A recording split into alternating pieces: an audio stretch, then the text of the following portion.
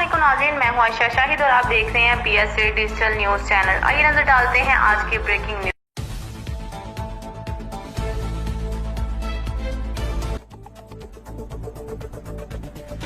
नाज़रीन, आपको ताज़ा तरीन ख़बर से आगाह कर रहे हैं कि फूड अथॉरिटी पंजाब ने हवेली लखा के नवाही इलाका 3 SP ज्ञाना में कार्रवाई करते हुए 3 दूध के कलेक्शन सेंटर्स को सील कर दिया है। मुल्ज़मान फ़रार हो गए हैं, जबकि एक मुल्ज़म एहसन शाह को पुलिस ने गिरफ़्तार कर लिया है। मुल्ज़मान से 4000 लीटर दूध भी बरामद हुआ है, जो कि मुज़र सेहत था, उसको भी तलब कर दिया गया है।